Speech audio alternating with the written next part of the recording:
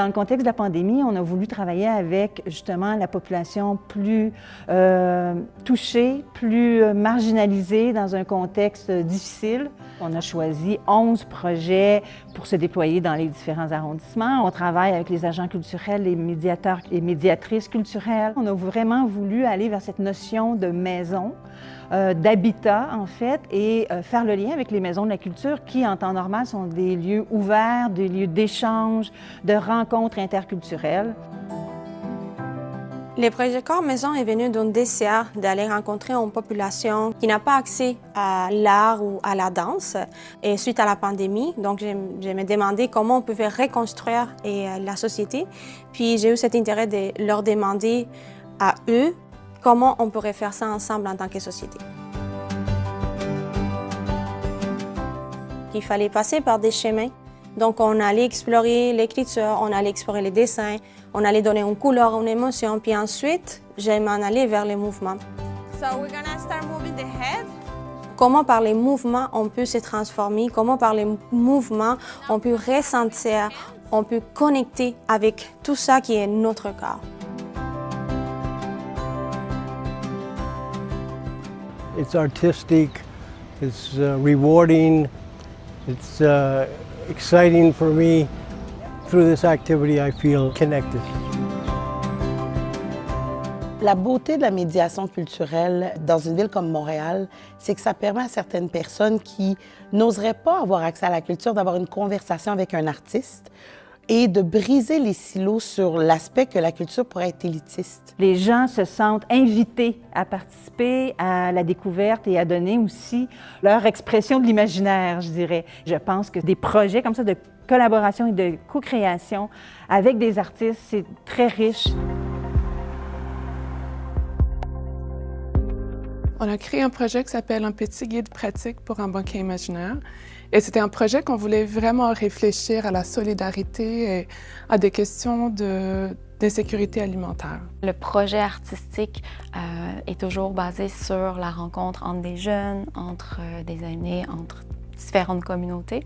On a travaillé avec une classe de l'école primaire, ici à Côte-des-Neiges et à Notre-Dame-des-Grâces. On est quand même dans des quartiers où l'insécurité alimentaire est assez présente. On s'est retourné sur des recettes de tisane qui, pour nous, représentent un peu le réconfort. Faire une tisane, ça demande beaucoup d'imagination et de pensée, de création. On a expliqué à la madame qu'est-ce qu'il y avait dans les tisanes. Elle était aussi intéressée. Je trouve que le partage, c'est le fun, c'est bien parce que c'est facile de parler avec. Il y a beaucoup de sujets qui les intéressent. Pour nous, c'était de penser comment on approche ça de façon respectueuse, avec douceur, dans le soin aussi de l'écoute. Ça, c'était vraiment au cœur du projet, de créer des espaces d'écoute aussi, d'imagination, mais aussi d'écoute. On a plusieurs projets intergénérationnels également qui mettent de l'avant les relations entre les aînés et les jeunes. Entre autres, on a le projet Habiter le mouvement à Montréal-Nord.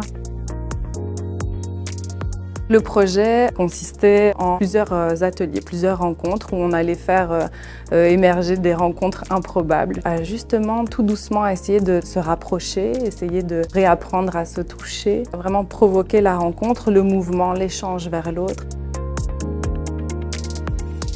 Du moment qu'on a commencé à travailler les projets, les jeunes se mêlaient à nous comme si on était des jeunes, nous aussi. Aucune différence. On a pu aller chercher vraiment les jeunes, les moins jeunes et réussir à tisser un lien d'abord avec eux et de communiquer autrement que par la parole, donc communiquer par le mouvement.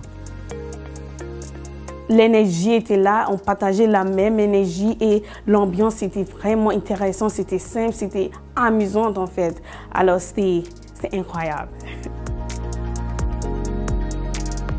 Si on pense à certaines communautés qui sont un petit peu plus marginalisées, je vais penser à des nouveaux arrivants.